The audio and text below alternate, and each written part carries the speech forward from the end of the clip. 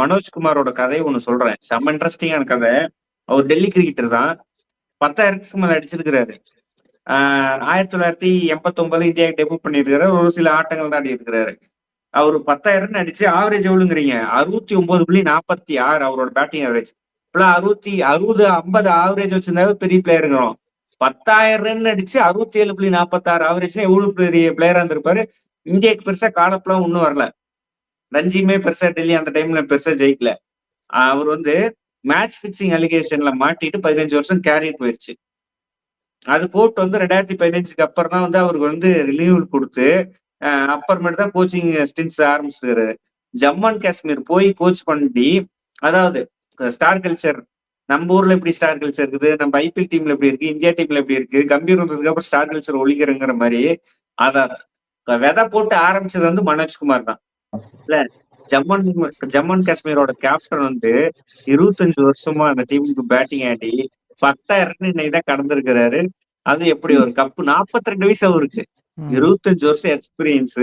நம்ம டோக்ரான்னு இந்த பேர் கேள்வி கூட பட்டிருக்க மாட்டோம். நீ கப்பு வாங்கிட்டு நிக்கும் போது ஜெர்சி படத்துல ஒரு நாணி மாதிரி தான் ஆரம்பமே அப்படின்னு ஒரு கூஸ் பம்ப்ஸா இருந்திருக்கும்ல.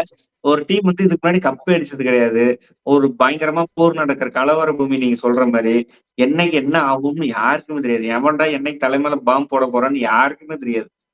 சச்சின் டெண்டுல்கர் இன்னைக்கு ட்விட்டர்ல ஒண்ணு போட்டிருக்காரு. ஜம்மு அண்ட் காஷ்மீர்ல வந்து English willow, Kashmir willow bat வந்து கிடைக்கும்.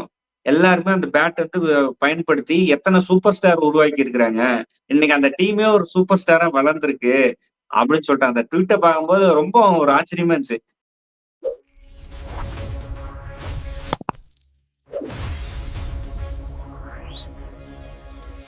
போர்க்கள பூமியிலிருந்து இன்னைக்கு வந்து ஒரு வரலாறு படைச்சிருக்காங்கன்னே சொல்லணும். 67 வருஷம் கழிச்சு ரஞ்சி டிராபி ஃபைனல் ஆடி ஃபைனல்ல ஜெயிச்சிருக்காங்க ஜேகே, அதாவது ஜம்மு அண்ட் காஷ்மீர். அதை பத்தி தான் இந்த வீடியோல பார்க்க போறோம். அது மாதிரி சப்ஸ்கிரைப் பண்ணாம இருந்தீங்கன்னா சப்ஸ்கிரைப் பண்ணிட்டு பாருங்க. முதல்ல ஆக்யூப் நபில இருந்து ஆரம்பிச்சிடுறேன். டெஸ்ட் கால் அப் இருக்கா? அது ஒண்ணுதான். அடுத்து இங்கிலாந்து சீரிஸ் ஆட போறேன்னு நினைக்கிறேன். எனக்கு தெரிஞ்சு டெஸ்ட் கொடுத்தே ஆகணும்னு நான் சொல்றேன். நீங்க என்ன சொல்றீங்க? ப்ரோ அவர் வந்து ஐபிஎல் ஆடட்டும், ஐபிஎல் நல்லா விளையாண்டாருன்னா டெஸ்ட் கால போய் சொல்லணும். அதெல்லாம் நீங்க ஐபிஎல் பெர்ஃபார்ம் பண்ணா டெஸ்ட் ஒழுங்கா எடுப்போம். இதெல்லாம் கணக்கு கிடையாது. ஜஸ்ட் அவ்வளவுதான். நீங்க சொல்ற மாதிரி பார்த்தா ஐபிஎல் முடியறதுக்குள்ள இன்ஜுரி ஆயிடுவாரு. அது என்ன அப்படி எப்படி சொல்றீங்க ப்ரோ? என்ன டீம்ல இருக்காரு அத முதல்ல பாருங்க. டெல்லியில இருக்காரு. இல்ல நான் என்ன சொல்றேன், நீங்க ரஞ்சி டிராஃபில நல்லா விளையாடுறீங்களா, ரஞ்சி டிராஃபில நல்லா விளையாண்டீங்கன்னா ஐபிஎல் எடுப்பாங்க. ஐபிஎல்ல நல்லா பெர்ஃபார்ம் பண்ணீங்கன்னா டெஸ்ட்ல எடுப்பாங்க. T20 டெஸ்ட்ல நல்லா விளையாண்டீங்கன்னா T20 ஒன் டே எடுக்க மாட்டாங்க. ஏன்னா அதுல ஒரு 15 பேர் இருக்காங்க செட் ஆஃப் பிளேயர், அதெல்லாம் எடுக்க மாட்டாங்க. யாராவது இன்ஜுரி ஆனா சரி எங்கேயோ ஒரு பிளேயர் பொறுக்கி போடுவாங்க பார்ப்பேன்.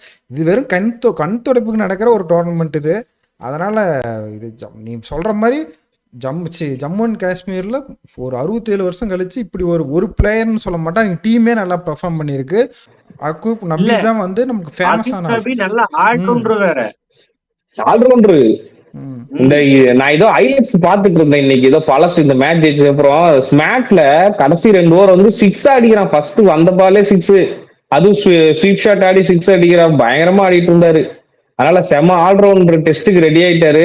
அதுக்குள்ள இன்ஜுரி ஆகாம இந்த நட்ராஜன் மாதிரி கொஞ்சம் சூப்பரா ஸ்டார்ட் பண்ணி இன்ஜுரி ஆகி பொசுன்னு போகாம கொஞ்சம் மெயின்டைன் பண்ணி ஆடுங்க.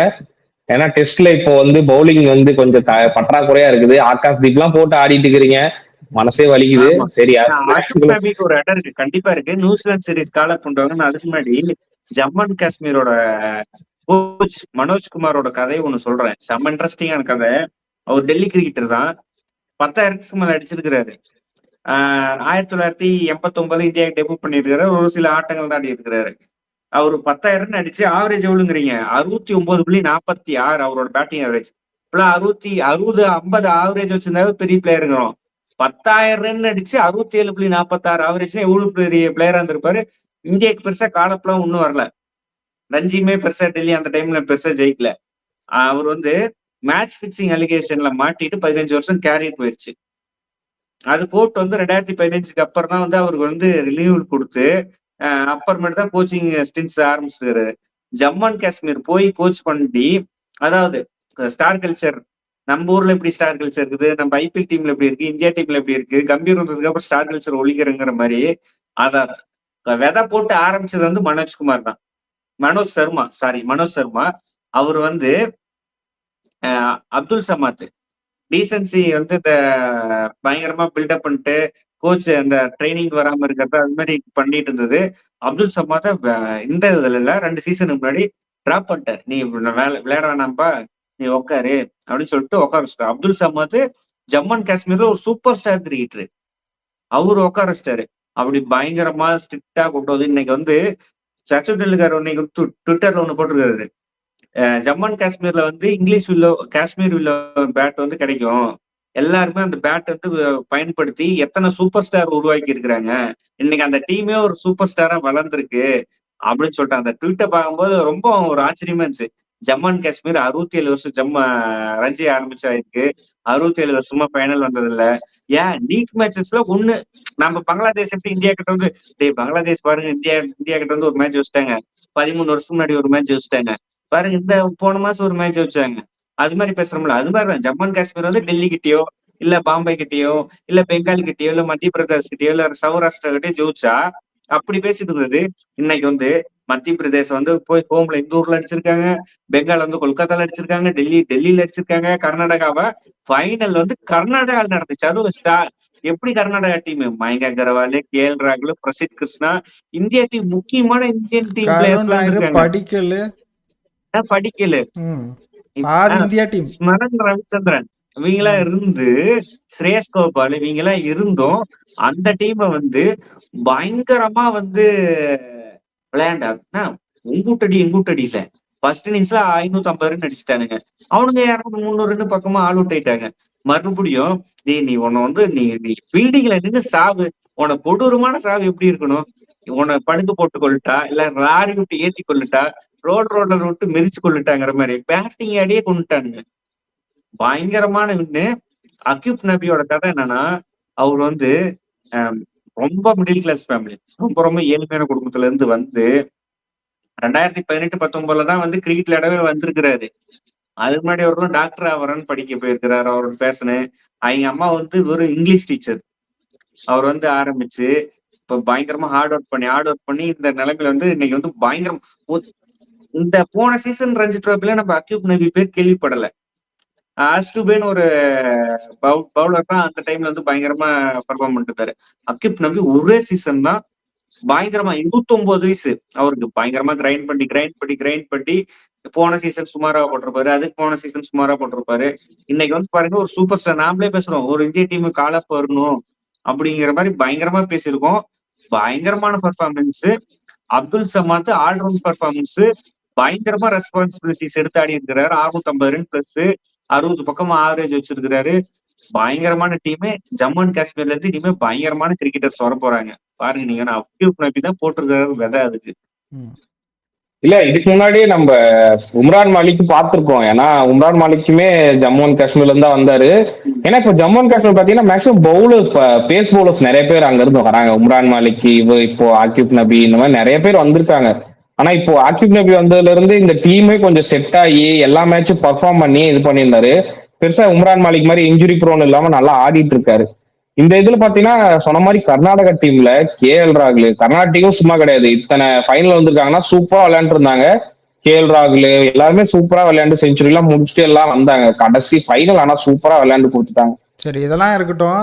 தமிழ்நாடு டீம் இருக்குதானே ரஞ்சி டிராஃபில? அதுதான் அதான் பேச வர அடுத்த ஒரு டீம் ரஞ்சி டிராஃபில இருக்கு. தமிழ்நாடு டீம் இருக்கு. இல்ல ஜம்மு அண்ட் காஷ்மீரோட கேப்டன் வந்து 25 வருஷமா அந்த டீமுக்கு பேட்டிங் ஆடி 10,000 ரன் இன்னைக்குதான் கடந்திருக்கிறாரு.